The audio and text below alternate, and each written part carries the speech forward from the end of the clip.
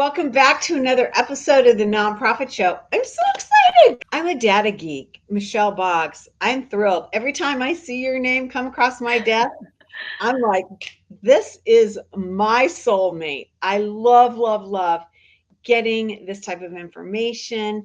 And so this is really important to have you on because we're going to be talking about this amazing report that Classy has done. And it's going to talk about donor behavior. Very exciting stuff, isn't it? I think so. Thanks so much for having me. Excited to be back with you today and happy almost Thanksgiving. I can't believe Thanksgiving is tomorrow. I have so much to do. I know. We do too.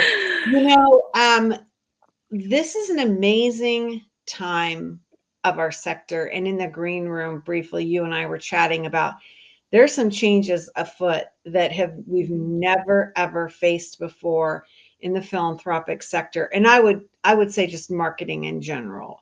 And so it's going to be really exciting for you to share with us some of these behavioral issues because I think it's going to transform. I should say it should transform the way we do things, the way we look at things. And so this is just such an exciting opportunity for us to talk with you. Another exciting opportunity we have day in and day out are the alignment we have with our presenting sponsors.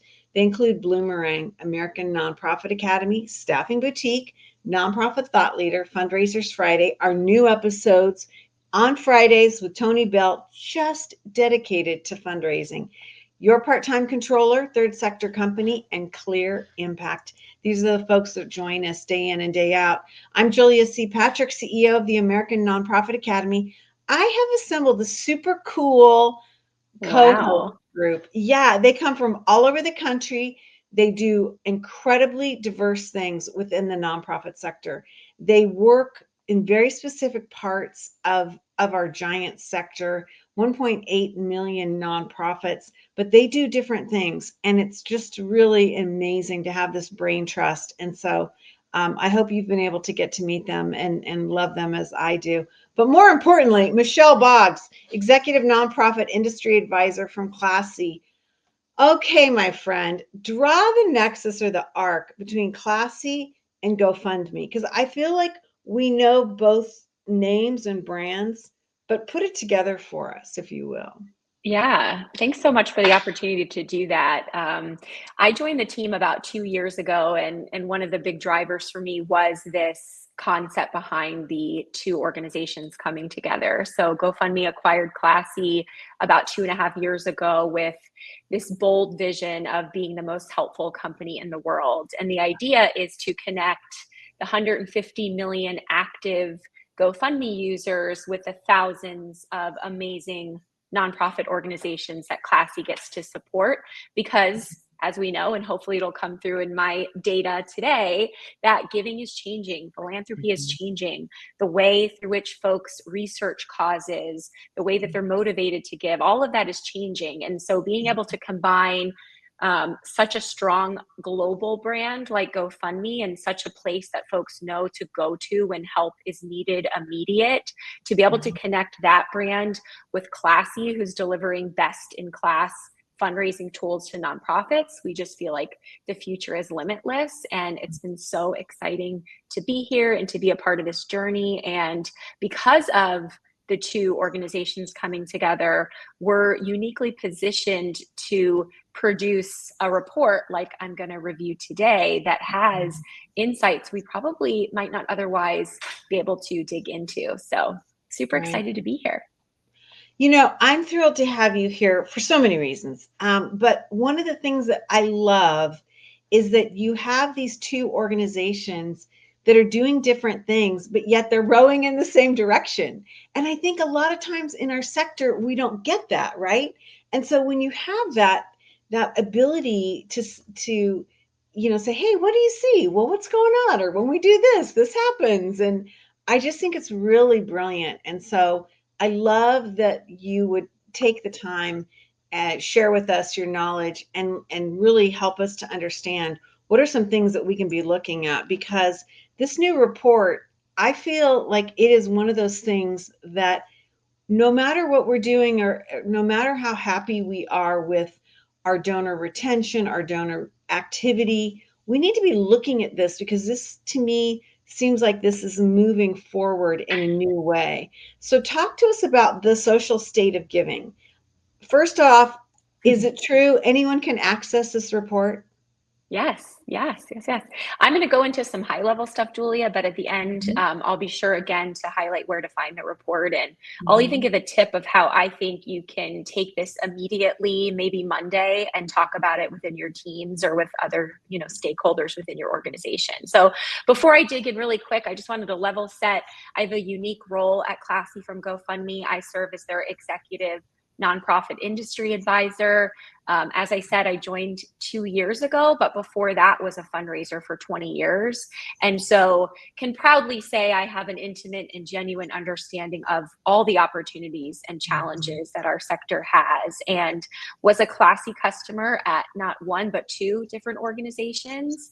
And most recently have really taken a lot of pride in being able to set up GoFundMe campaigns, 2 separate instances, things happening in my local community where I was able to step in and help in a really significant way. So really excited to dig in about this report. And just a thank you to you, Julia, your co-hosts, the sponsors, for putting out this amazing content each and every day. So about the report. So at GoFundMe, we're really, really passionate about keeping an eye on how giving and philanthropy is evolving, and not only to make sure our tools meet people where they are, but also to make sure nonprofits are able to engage in the most effective ways. So to do this, we surveyed about 1,000 people to understand how different generations discover, interact with, and most importantly, support causes online. What we found is super insightful, not only as we look into the future of giving, but also to help nonprofits think about how they connect with donors, specifically Gen Z. I think they're the group we know the least about right now, and we're eager to learn more about. Because of a really strong reason, which I was shocked to learn, is that this generation, Gen Z, they're poised to become a philanthropic powerhouse with an estimated $12 million of wealth by 2030. So in 5 short years, these folks are really going to be primed to make a significant impact on generosity and philanthropy. So that's a little bit about the report and where we came from and the design and thoughts about why we felt like this data would be helpful to the sector. It's so interesting because I think that we always seem to be chasing this demographic shift in our country, well, on our planet, but definitely the silver tsunami, the aging of our workforce. I mean, talking with guests on the nonprofit show, people that are in leadership, in talent recruitment, donor management, everybody comes back to this demographic shift that it shouldn't be a shock. But sometimes it is, right? Yeah. So before we dig in, let's just remind everybody kind of where we sit, right? Like, how old would you be if you're looking at this, where you would be? Yep. I will fess up and say I'm right at that cusp of the boomer. And I have a millennial daughter and nieces in millennial and Gen Z demographics. So I get to live with these demographics, and it's riveting. It's riveting. It is. It's fascinating. And I'm sure most of the listeners are thinking, okay, this is where I fall and who surrounds me in my work life and personal life. And it is fascinating. So when we did the report, we did break it into these 4 categories that you have here. Obviously, everybody that participated was 18 and up. But boomers, from a philanthropic standpoint, Julia, I think sort of still remain the cornerstone of nonprofit giving. Sure. So we found that a little over half donated this year. And the primary driver for them is simply the belief that giving is the right thing to do. So my parents gave, I give, some of it's tied to religion, customs, things like that. So that's sort of boomers. Gen X, which I'm at the cusp of Millennial and Gen X. And for some reason, when I present, I always forget about Gen X. So I always have to remind myself of Gen X for some reason. They're forgotten. No, you know what? It's not very, just me. no. It's very true because it's a sandwich demographic. Yeah. So the quantities are not there, right? It's Okay, So well, that makes me feel a little bit better. Yeah, no. I do the same thing. So yeah, okay, I interrupted, but go ahead. So no. So what came through with Gen X is that, they're more closely aligned to boomers in the sense that giving is primarily out of a sense of responsibility, and there's a preference to certain nonprofits, whether there's affinity to the brand, or again, maybe, my family's been a lifelong supporter of X nonprofit. So there's sort of that still going on. And then with millennials, you start to see a bit of a shift. And what comes through in the survey with millennials is that connection really matters. So have I personally been impacted by this cause? Has a family member dealt with X, condition? So that resonates just as much as some of these thoughts of traditional philanthropy. We found that over half, about 52% of the millennials we surveyed, donated to a cause specifically because there was a personal connection or something resonated with them personally. And then Gen Z, who again, I think is the most fascinating. Yeah. That is really kind of where the game changer around behavior starts to happen. They gravitate towards platforms like GoFundMe, towards giving through Venmo, towards giving on TikTok, towards giving on Instagram. They really draw their inspiration from social media. Hopefully shouldn't be a big shock. Think about, you said you're on the cusp of boomer. I'm on the cusp. Think about how much time you and I spend on your phone. Now triple that compared to a Gen Z. So their digital first approach to not only philanthropy, but life is really, and should be really, reshaping how nonprofits think about engaging with this group.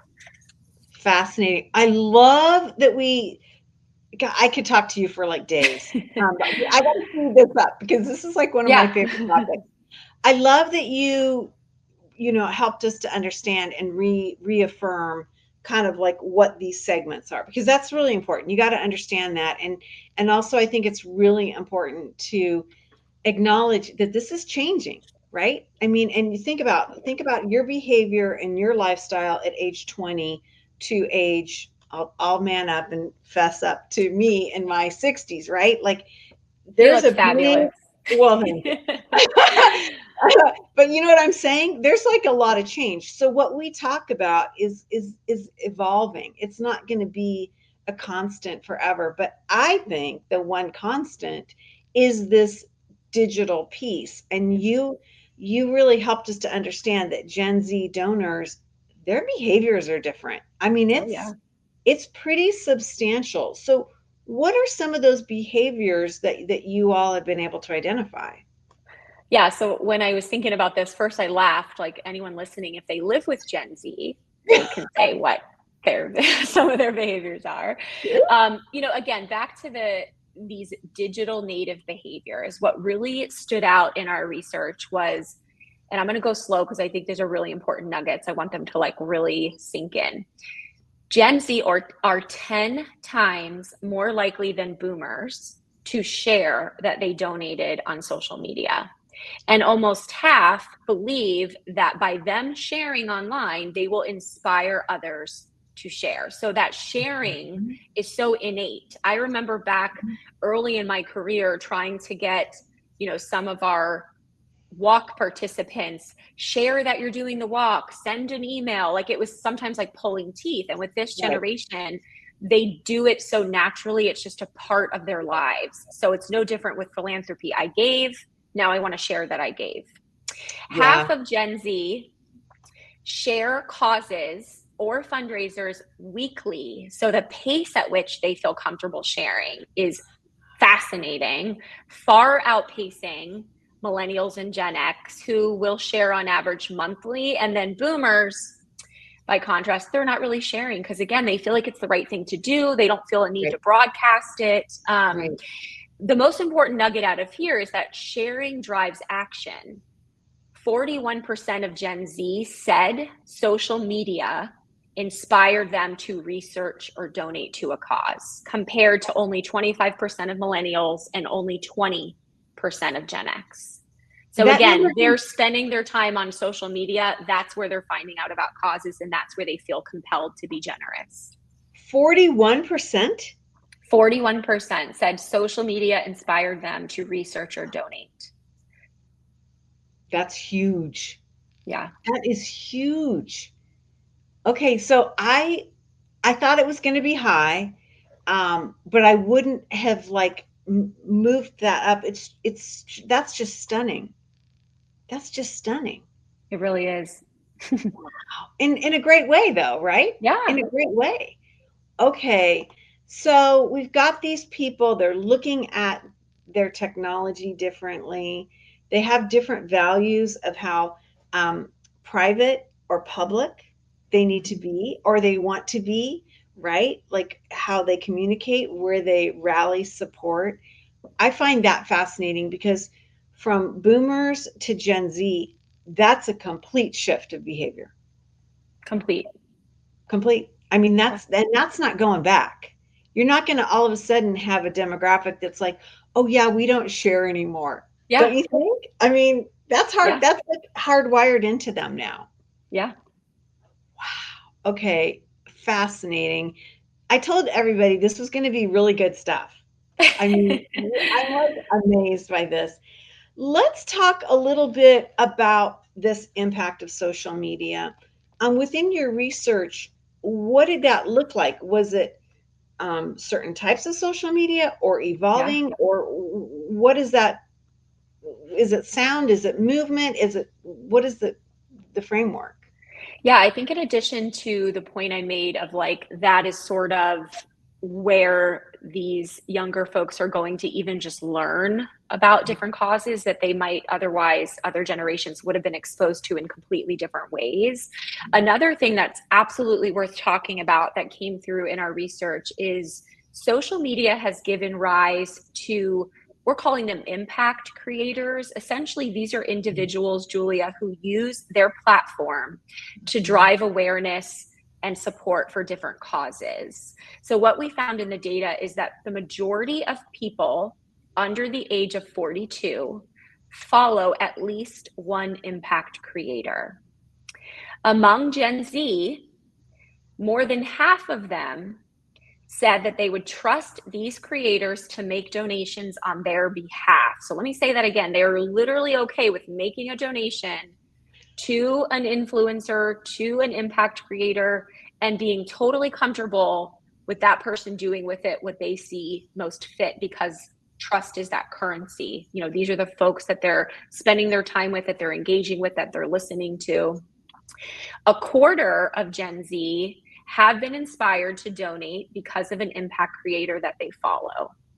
So when I first read this, Wow. I was like, I don't know if I'm buying this. Like, they have that much power. And then you think about different brands that these impact creators, you know, Yeah. that you've bought.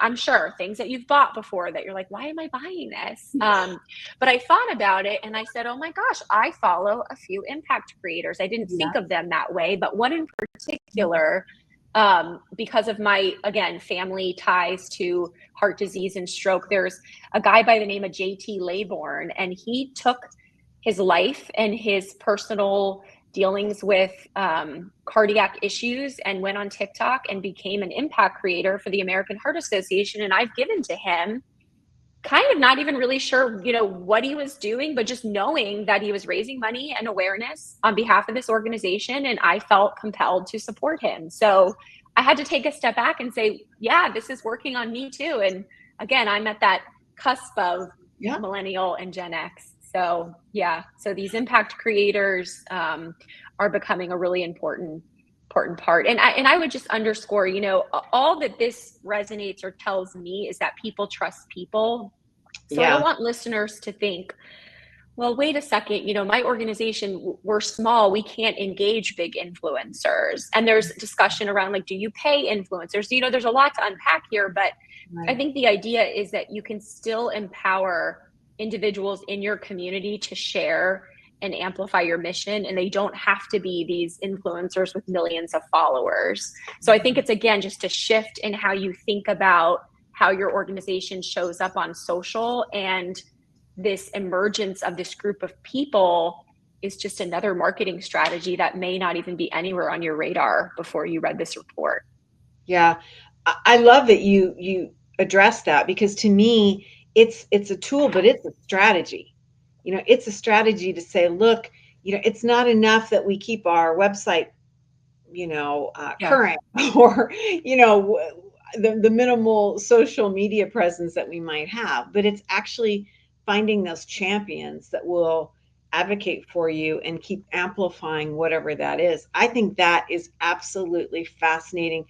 I gotta say, as a boomer, it kind of is interesting to me that you would seek trust and advisement from, I'm going to call it out, as a third party, right? I think that's riveting. It is absolutely fascinating to me, and because it speaks to a whole nother level of human connection, right? So I hope That she won't mind me teasing her, but I just recently, before this report went public, our general counsel at GoFundMe was like, I don't think I would trust an impact. And I'm like, well, you're not in that age group.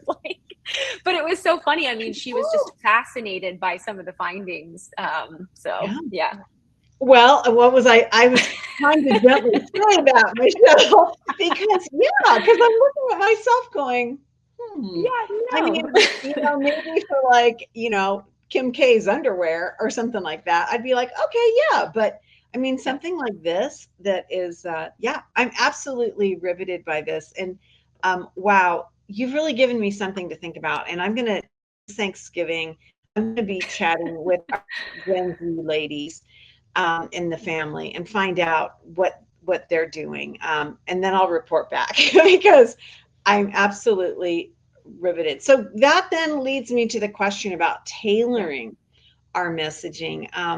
Because how do you go from like the boomer to the Gen Z and then try and get everything in between? I'm sure you're not advocating move aside boomers. We're now focusing on, Gen Z. I mean, how do we do all this? Because it just seems to me so substantially different. Yeah. Yeah. I mean, we always want to approach our different cohorts and personas and donors. Like, the more that we can be personalized, the better, right? I mean, we Yeah. all expect that with brands that we interact with. So that's like first and foremost, is to answer that question. Yes, we really do have to think about a tailored approach to Gen Z. They have different expectations, as hopefully I've sort of hit home with this presentation. For me, it kind of comes down to what we're thinking about a lot at GoFundMe and Classy is like, what do those tools look like? Because I think at the heart of it, Gen Z, when they give or they support a cause or they share a cause, it's very much like part of their identity. So the two are very closely related. So the more that I can shout my identity from the rooftops, the more I'm going to feel seen and heard by your organization, the more I'm going to bring my people with me, the more I'm going to feel like you get me. So a couple tools that we're really proud of and proud to be able to share with the sector. The first is we've got the first to market Meta integration. I mean, this is huge. So our new tools let nonprofits and their supporters share those donation links directly to Instagram. Right? We're going to want to be able to do that right away. It needs to look sleek. It needs to look modern. It needs to be a frictionless giving experience. That's going to build credibility. That's going to drive engagement.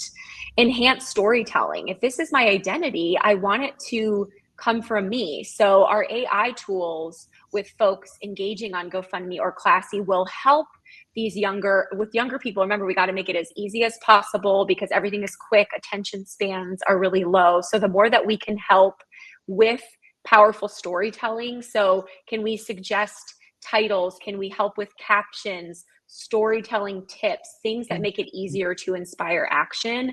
Yeah. Back to your point, ask the young people you're with this Thanksgiving how often they use like a chat GPT. They use it Yeah. for everything. They don't even know a world before that. It's so crazy. And then one thing that we're really doubling down on the GoFundMe side, Julia, and it's, gives stuff for nonprofits to think about, is we have a profile feature. It's just like any other profile on any other social media. And it goes back to that identity piece where folks can go in and curate different fundraisers that they're involved in, show nonprofits that they support, show the impact that they've had. And again, that's all me telling the world that this is what I care about and this is part of my identity. So yes, the more that you can tailor and start to just think about that segment of givers. One other thing I wanted to just bring to life, because it happened recently, is we have a customer. We went on site to visit them, and I think this will resonate with listeners. They were vulnerable enough to say, when we were talking about this, some of our board members and executive teams, they don't want to talk about Gen Z. Like, they're not bought in. They don't think there's like the revenue behind it.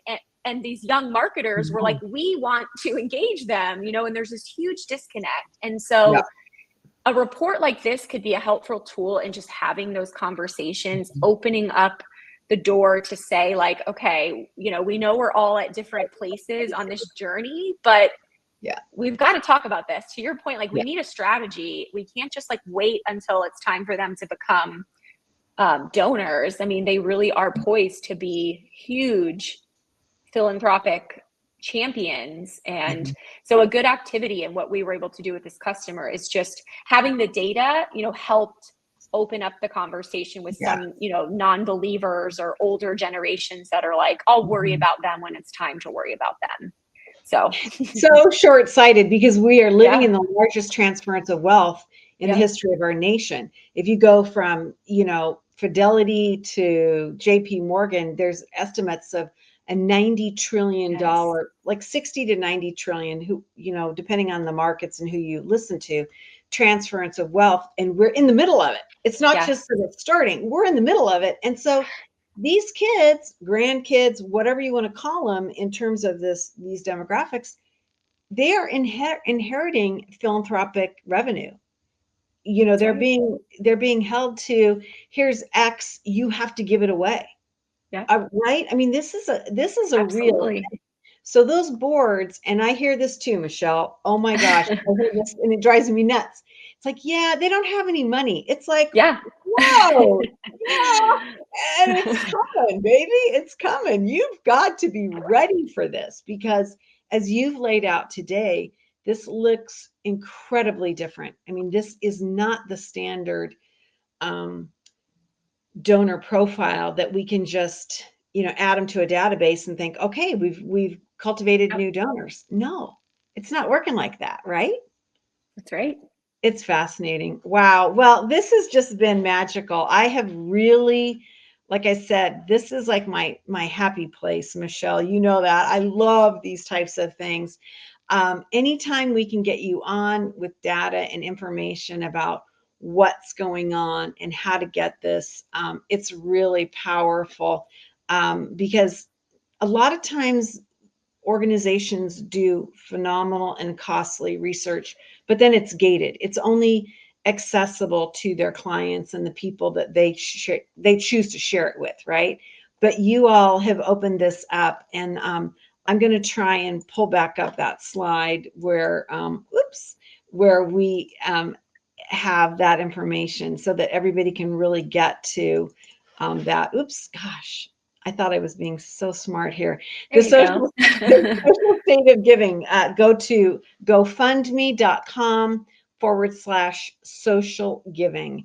And you will see this artwork. You'll see this graphic that'll help you to understand, how to access this information. It is riveting.